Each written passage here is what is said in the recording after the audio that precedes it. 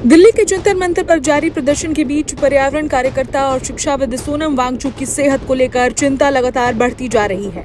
उनकी अनिश्चितकालीन भूख हड़ताल अब 15वें दिन में पहुंच चुकी है और आंदोलन से जुड़े लोगों का दावा है कि इस दौरान उनका करीब 7.8 किलोग्राम वजन कम हो चुका है और उनका ब्लड प्रेशर भी सामान्य से नीचे चला गया है।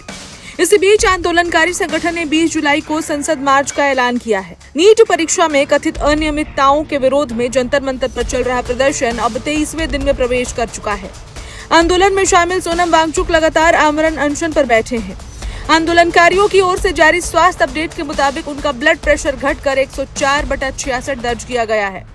डॉक्टरों की निगरानी में उनका स्वास्थ्य लगातार मॉनिटर किया जा रहा है, लेकिन लंबे समय तक भोजन न लेने की वजह से उनकी शारीरिक कमजोरी बढ़ती जा रही है। संगठन का कहना है कि अनशन शुरू होने के बाद से अब तक सोनम वांगचुक का करीब 7.8 किलो वजन कम हो चुका है।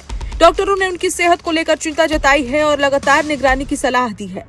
हालांकि वांगचुक ने फिलहाल अपना अनशन जारी रखने का फैसला किया है। रविवार को आंदोलन स्थल पर कई राजनीतिक और सामाजिक हस्तियां भी पहुंची। केरल के पूर्व मंत्री के शैलजा, के.एन. बालगोपाल और पी. राजीव ने प्रदर्शनकारियों से मुलाकात करके उनका समर्थन किया। समाजवादी पार्टी के सांसद पुष्पेंद्र सरोज भी धरना स्थल पर पहुंचे और सभा को संबोधित किया।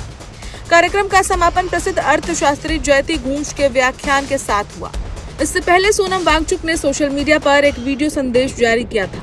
उन्होंने लोगों से अपील की थी कि वे किसी एक व्यक्ति को नायक मानने के बजाय स्वयं जिम्मेदार नागरिक बने।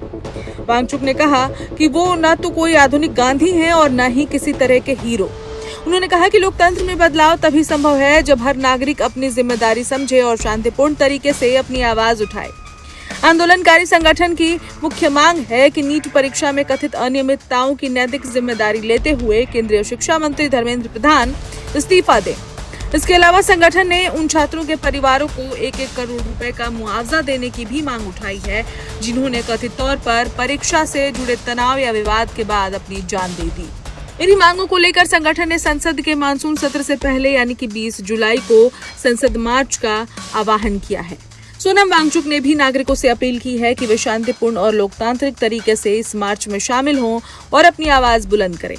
फिलहाल सबसे बड़ी चिंता सोनम वांगचुक की सेहत को लेकर बनी हुई है। लंबे समय से जारी भूख हड़ताल का असर अब उनके शरीर पर साफ दिखाई देने लगा है। डॉक्टर लगातार स्वास्थ्य पर नजर रखे हुए हैं, जबकि समर्थक उनके जल्द स्वस्थ होने की कामना कर रहे हैं।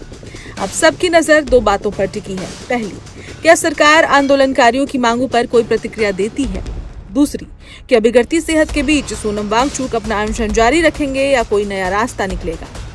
आने वाले दिन इस आंदोलन की दिशा और सरकार की प्रतिक्रिया दोनों के लिहाज से बेहद अहम माने जा रहे हैं। सच्चाई के साथ जुड़िए डेली इंडिया न्यूज के साथ। तो देर किस बात की? डेली इंडिया न्यूज अब आपके व्हाट्सएप पर भी उपलब्ध है। जुड़ना बहुत आसान है, बस सामने दिख रहे QR कोड को स्कैन करें या नीचे दिए गए लिंक पर क्लिक करें। और हाँ, चैनल को फॉलो करने के बाद बेल आइकन दबाना ना भूलें ताकि कोई भी जरूरी अपडेट मिस ना हो।